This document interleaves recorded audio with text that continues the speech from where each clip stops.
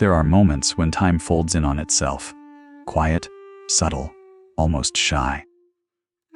A street you've never walked begins to feel like an old memory. A stranger's voice carries a softness your mind swears it once knew.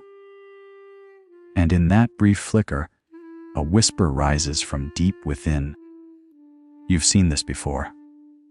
It is not magic, nor mystery, nor a message from the past. It is the mind, doing what it has always done. Searching for patterns, stitching fragments, trying to make the world feel safe enough to understand. Déjà vu is not a glitch. It is a glimpse into the machinery of perception. A moment where the brain slips between now and almost now, convincing you that the unfamiliar is simply something you forgot to remember. It begins quietly. A turn of the head, a fragment of sunlight on a wall, the sound of footsteps crossing a familiar rhythm. Nothing extraordinary, nothing dramatic. Yet something in the scene touches a thread buried deep within the mind, and suddenly the world feels doubled.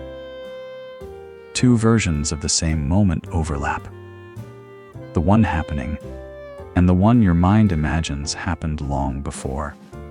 This is the first layer of déjà vu recognition without memory. The mind senses a pattern, but the pattern is incomplete.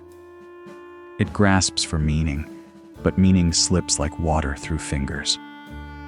The brain is a master of speed.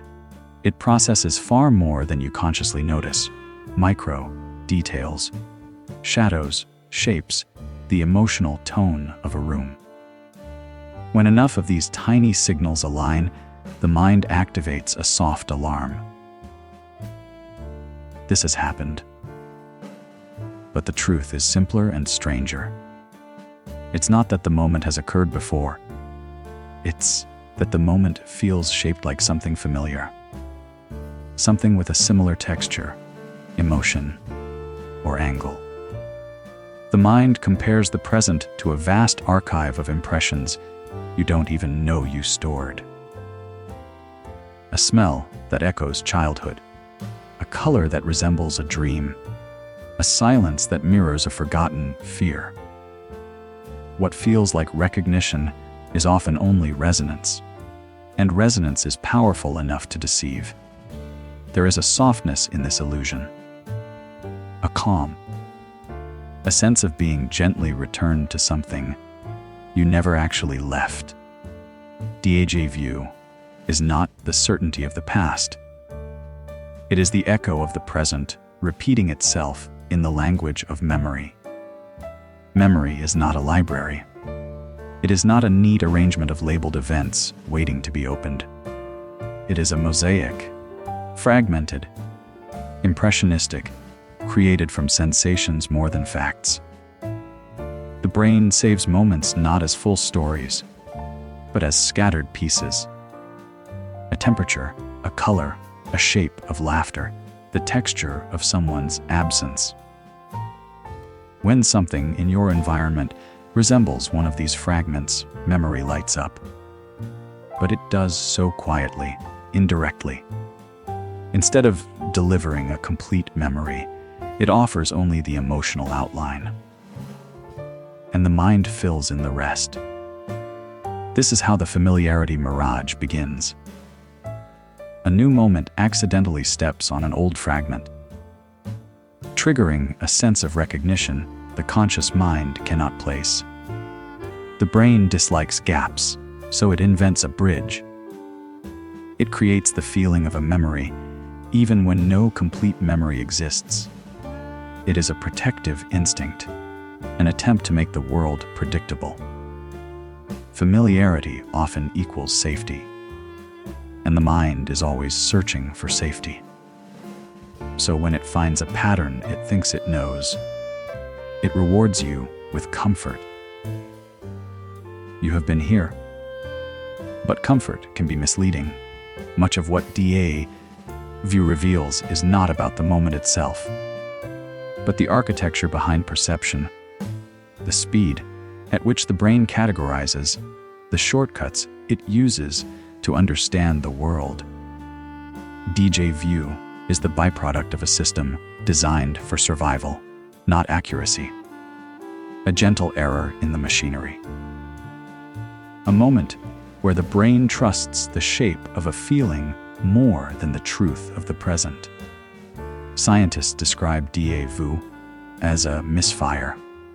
Two cognitive processes that normally flow in sequence, suddenly striking at the same time.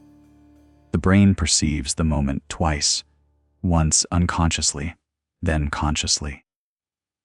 But the unconscious perception arrives milliseconds earlier, and when the conscious mind catches up, it mistakes the second perception for an old memory. This tiny delay, a blink inside a blink, is enough to create the illusion of familiarity. Temporal lobe activity adds another layer. Emotional memories, spatial memories, and sensory patterns all converge in this region, and when activation spikes unexpectedly, the brain floods the present with the texture of familiarity. It does not recall a memory, it simply feels like one. That feeling is powerful. It overrides logic. It blurs the border between past and present. There is also the dual processing theory. The brain uses two pathways to encode experiences. When one pathway lags behind, even for the smallest moment, the present is mistaken for a repetition of itself.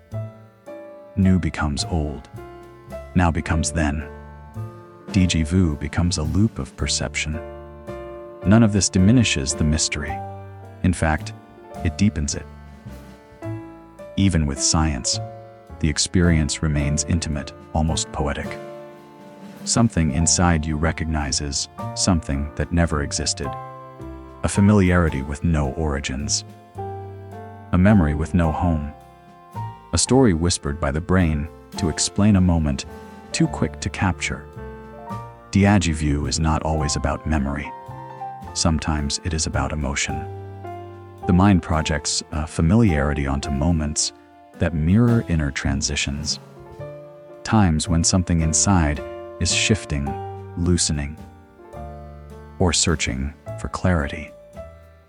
The feeling becomes a mirror, reflecting parts of the self that have been waiting to surface. A new place feels familiar because it matches an inner landscape. A stranger feels familiar because they carry the energy of someone once important. A moment feels repeated because the emotion underneath it has been repeated often, quietly, over years. This is why déjà vu often appears during periods of change. The mind pauses, trying to understand the invisible threads holding the present together.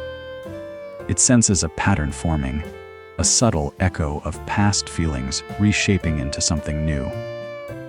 This is not mysticism. It is the psychology of meaning. Humans are always interpreting, always making sense, always searching for coherence. So when the present feels unsteady, the mind reaches backward for anchors, weaving familiarity into moments that need grounding. In this way, déjà vu becomes a quiet form of self-recognition. A moment where the world feels as if it has happened before. Not because it has, but because you have been here emotionally. The outer moment reflects an inner truth, and the illusion becomes a doorway to understanding.